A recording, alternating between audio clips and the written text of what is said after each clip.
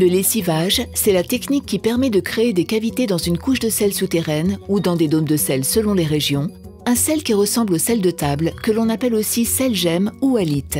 La technique de lessivage intervient à la suite d'un forage classique qui a permis d'atteindre la couche de sel.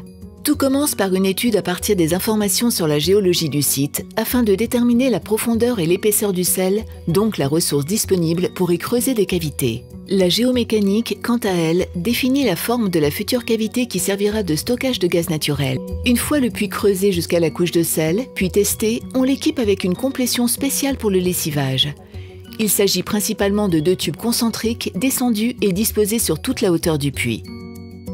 L'espace entre le cuvelage, c'est-à-dire le tube cimenté au terrain, et le tube externe est utilisé pour mettre en place un fluide inerte.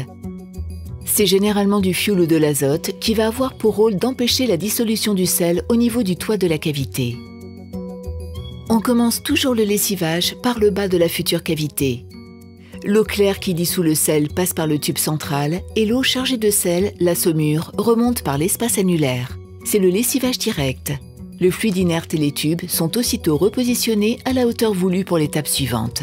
Pendant le lessivage, des débris insolubles contenus dans le sel se déposent au fond de la cavité. On peut aussi réaliser le lessivage en mode inverse.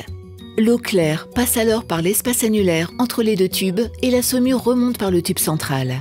On utilise au choix lessivage direct ou inverse suivant les besoins jusqu'à obtention de la forme finale souhaitée. C'est le mode de lessivage, le placement des tubes et du fluide inerte qui définissent la forme finale de la cavité. Une fois cette forme obtenue, le lessivage est arrêté, la cavité est testée et la complétion est changée pour mettre en place la complétion de premier remplissage en gaz de la cavité, une colonne d'exploitation et un tube d'extraction. Pour le premier remplissage, il suffit alors d'injecter le gaz par la colonne d'exploitation et sous l'effet de la pression, la saumure va être extraite par le tube prévu à cet effet.